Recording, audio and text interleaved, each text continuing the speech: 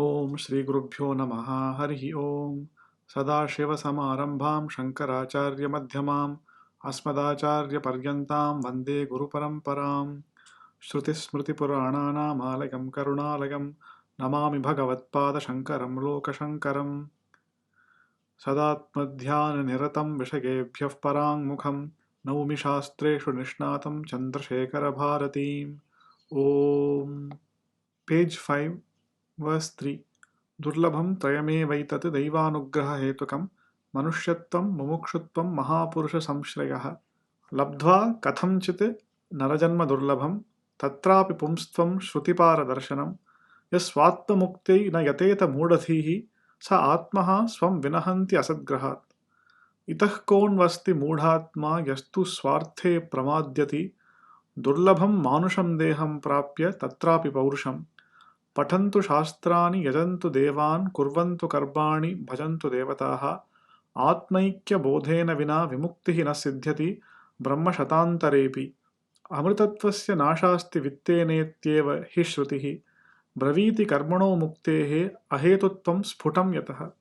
We had looked at the meaning of these 5 verses, and in summary, essentially what Adi Shankara Bhagavad-pada is saying in these 5 verses is that the birth as a human being amongst the crores of different species that are possible, the birth as a human being is very rare and must be prized. That too, to have mumukshutvam or an intense desire for liberation and association with Mahapurushas, with Gyanis, Shrotriyam Brahmanishtham, people who have realized Brahman themselves. These three things are very, very rare indeed. And having them is a result of Ishvara's anugraha. Therefore, if one has somehow achieved this very rare human birth, and along with it have the natural born right to study the scriptures, and if one has actually studied the scriptures but fails to strive for liberation, then that person has really lost something very, very valuable. And therefore, Acharya says that that is a delusional attitude because they are giving up what is in their best interest. Itah konu asti modhatma yastu swarthe pramadyati. And they are doing this out of pramada, out of carelessness. And then he goes on to say that the only means to moksha is through jnana or knowledge. Without having knowledge, irrespective of what else one does in life, be it material or spiritual, one will not attain liberation even in 100 lifetimes of Brahma, Brahma Shatantarepi. And here he quotes the Shruti from the Maitreyi Brahmanam, Amritatvasya Nashasti Vittena. There is no hope for Amritatvam or moksha through wealth or any other actions, and therefore one must focus on the jnana sadhana if one has the adhikara for jnana. So now we will look at Jagadguru Srimad Chandrasekhara Bharati Mahaswamigal's commentary on these 5 verses put together. It is a long sentence, so we will break it up into smaller pieces. Yato bahujanmarjita sukruta vishesha prapyam manusha paurushadikam. Acharya is saying, because the birth as a human being, that too a male, is only secured because of the punya that has been accrued from several lifetimes. Continuing, yatascha swarthe apramattena purushena bhavitavyam, and because one must not be forgetful or unconcerned or careless about one's own spiritual welfare. Yatascha atyantika dukha nivritti niratishaya sukharupa mokshaha atmaikya bodhena vina karmakanda adhyayana tad anushthanaadirupa karmakalapena sakshan navirbhavati. That is, because the permanent end, negation of sorrow, atyantika dukkha nivritti, and the attainment of the state of unconditional bliss, niratishaya sukha prapti, is not possible without the knowledge of the identity of the self with Brahman. Atmaikya bodhena vina navir bhavati. Even though one may have done the study of the Karma Kanda and follow the rituals that have been outlined in the Karma Kanda, Karma Kanda adhyayana tad anushthanadirupa karma kalapena sakshan navir bhavati. The use of the word sakshat here in the commentary is a concession that Karmakanda does play a role, but it is not a direct role.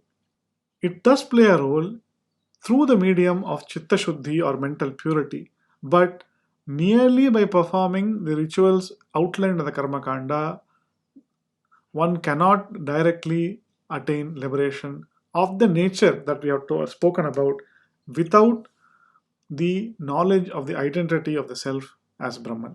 Continuing, यतश्च श्रुतिरेव साक्षादिममर्थम् अमृतत्वस्य नाशास्ति वित्तेन इति वित्तसाध्यकर्मणः साक्षान्मोक्षोपयोगित्वं प्रत्यक्षेप्सीत् अतः विमुक्त्यै प्रयतेत विद्वान् इति. This truth that karma or rituals do not lead to moksha has been stated in the Shruti itself with the words Amritatvasya nashasti vittena. There is no hope for immortality with wealth. Now, a question may arise. This Shruti is saying that wealth does not lead to moksha. Where does it say that karma does not lead to moksha? To answer such a doubt, Jagadguru Srimad Chandrasekhara Bharati Mahaswamigal is saying Vittasadhya karmanaha. That is, what is achieved by vittam or wealth is karma. One uses wealth to perform rituals. Therefore, Shruti is saying that wealth is not an independent end in itself. It is a means. In this context, it is a means to karma. And the performance of karma does not directly lead to moksha. For that, jnana is required, and therefore, the wise men should strive for liberation through attaining that Brahma Jnana which is necessary to achieve that liberation. With this, Acharya not only comments on the verses that precede this, but he also establishes the connection with the next verse, the Sangati, with verse number 8, which starts with the words Ato Vimuktyai Prayateta Vidvan, which were the last few words in the commentary. So Acharya has connected the set of verses that precede this, verses 3 to 7, with this verse 8 through the short 3 or 4 line commentary that we just went through right now. With that, we will move to verse number 8.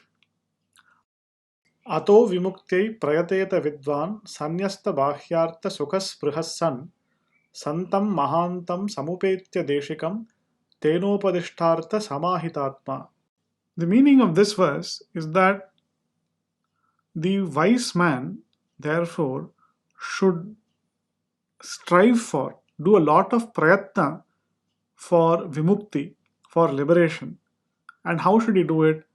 He should do it by sanyasta bahyartha sukhasprihassan, by being untouched and giving up all the pleasures that arise because of contact with external objects. The mind constantly goes outward for most of us, and we are seeking for external pleasures for our personal enjoyment and for our personal satisfaction. But the Shruti says that the happiness of moksha is not to be achieved in things that are outside, but in detaching oneself from those things and focusing on the liberating knowledge.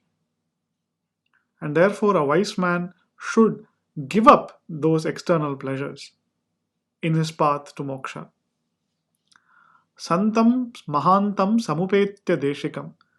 One must approach a Deshika, a guru, who is Santam and Mahantam.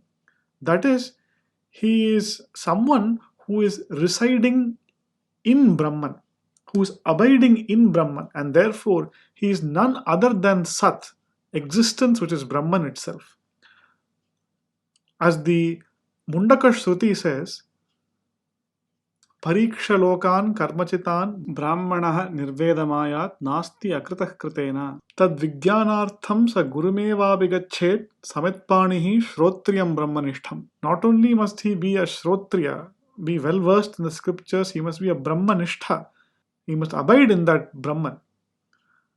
And the Shruti also says, Brahmavid apnoti param.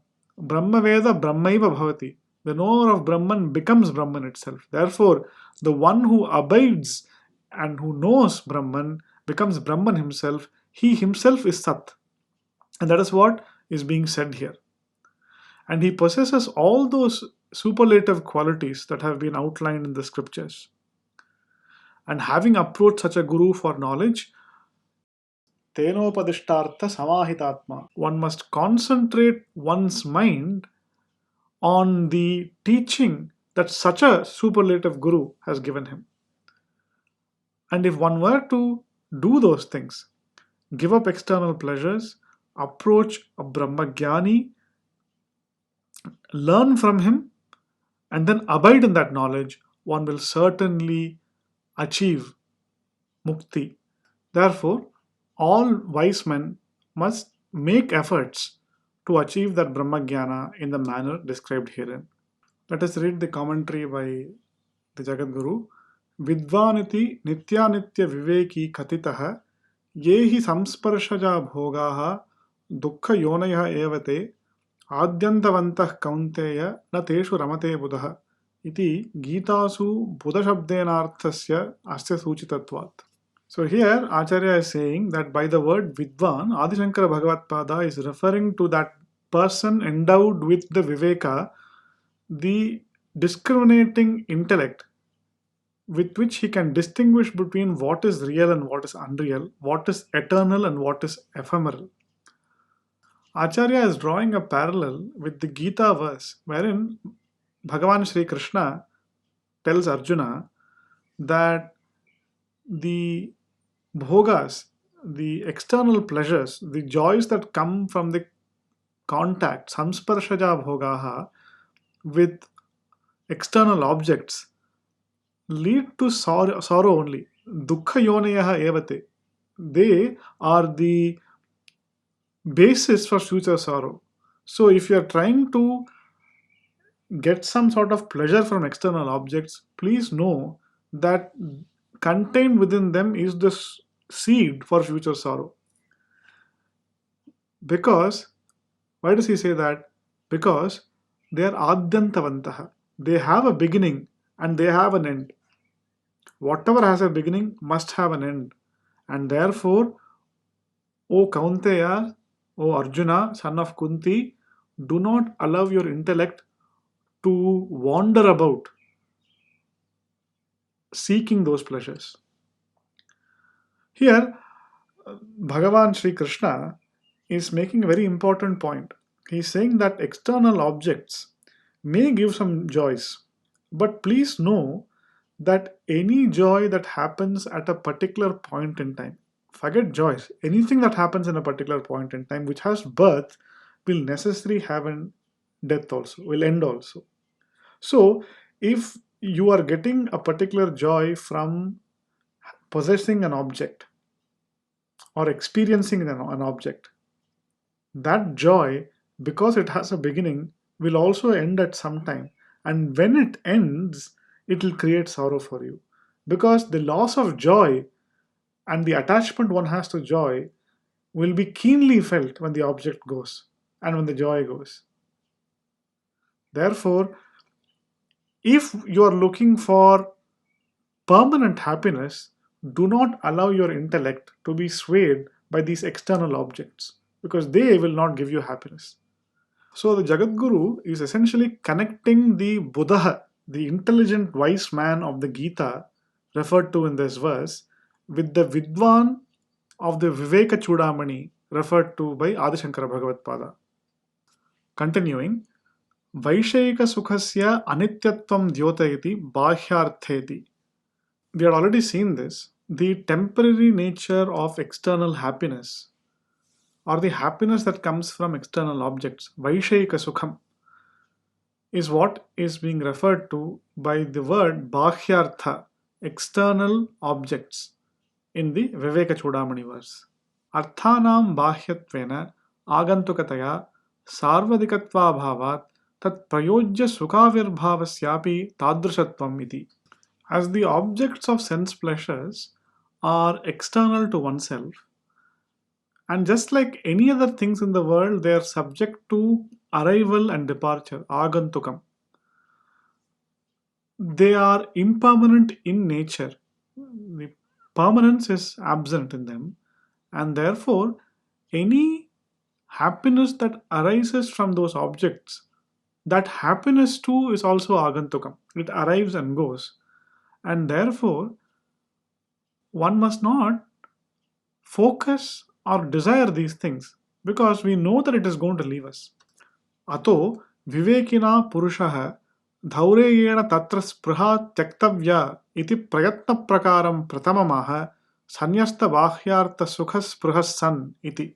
Thus the nature of effort that must be put in is first being described by Adi Shankara Bhagavatpada through the word sannyasta bahyartha sukha spruha san. One must give up the desire for the joys that external objects bring and remain in that desireless state. Thus, a wise man should seek to give up his desire for the joy that external objects bring. Continuing, Bahyashchate arthascha bahyarthaha tai sukham bahyartha sukham tasmin spruha bahyartha sukha spruha sanyasta yena iti aihika amushmika phalabhoga viragaha katitaha. So Acharya is doing the samasa vigraha. So samasa are compound words. Now sanyasta bahyartha sukha spruha san is a compound word. So he's splitting it up and he's explaining the grammatical vigraha or how to split it up. So bahyashchate arthaha bahyarthaha. Those objects which are external are referred to as bahyarthaha. Taihi sukham, the joys that they bring is added to the compound to make it bahyartha sukham. Tasmin spruha means the desire for the joy that external objects bring. So bahyartha sukha spruha.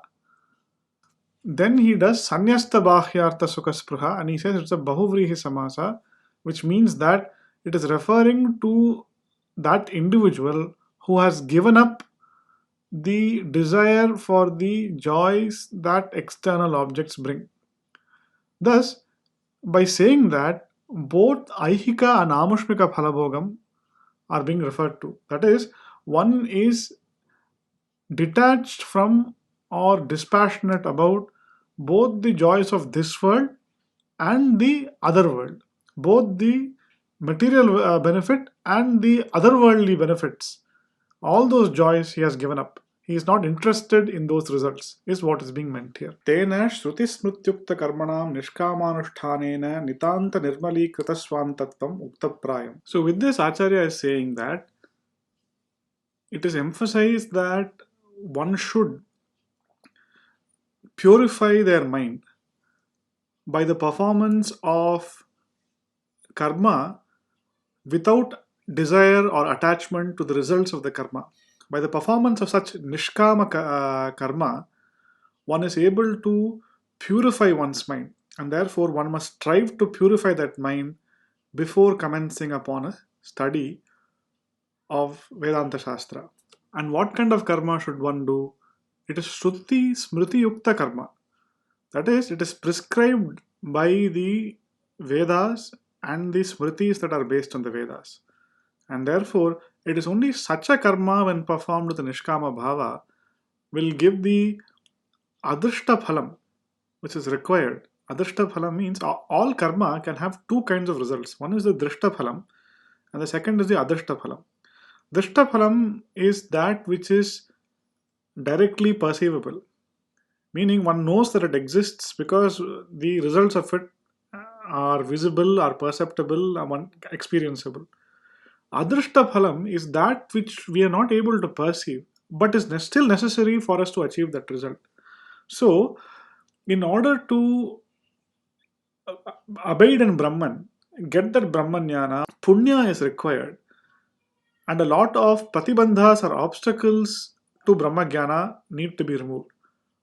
Those obstacles themselves are invisible. We only infer that such an obstacle exists through the results, meaning that if we don't achieve the result that we want to, despite taking all effort, it means some obstacle remains. And therefore, to remove the adrishta pratibandhakam, the adrishta obstacle, the unseen obstacle, one needs adrishta punyam also. So, the Shruti Smriti Yukta Karma, the performance of that gives both Drishta Phalam in terms of Chitta Shuddhi, etc., but also gives Adrishta Phalam in terms of Adrishta Pratibandhaka Nivritti, the removal of those unseen, deep rooted obstacles that one may have. These could be psychological obstacles, these could be some other obstacles also. But in order to remove that, you need something which is extrasensory. And that extrasensory punyam, that merit, spiritual merit, can only happen through the performance of Shruti Smriti Yukta Karma. And that is what Acharya is saying, Shruti Smriti Yukta Karmanam. Continuing, Avivekinah Vishayalampatasya Astittvamapi Durlabhamiti Suchayati San iti. Acharya is saying here that those avivekis or deluded ones who do not possess the discrimination between what is eternal and what is ephemeral, and those who are constantly engaged in the pursuit of material wealth, material objects, who are constantly greedy for external objects, their existence is as good as non existence because what they desire and what they are searching for is something which is ultimately mithya. As the Taittiriya Upanishad says, Asanneva sabhavati asad brahmeti vedachet. Those who say that Brahman does not exist are themselves as good as non existent because what they are denying is not the existence of something which is different from them, they are denying their very own self. And the Aviveki here is being compared to those who are denying the self because ignoring the self, they are going after anatma, which is after all being anatma, non existent, mithya. So Acharya is saying that the word sun in Tanyasta Bahyartha Sukhas Prahas sun is referring to only the Vivekis being eligible to be called sun or sat or existent, and the Avivekis cannot be even termed as existent. With that, we will briefly pause today's session and take up the rest of the topic in the next session. पूर्णमदः पूर्णमिदं पूर्णात् पूर्णमुदच्यते पूर्णस्य पूर्णमादाय पूर्णमेवावशिष्यते ॐ शान्तिः शान्तिः शान्तिः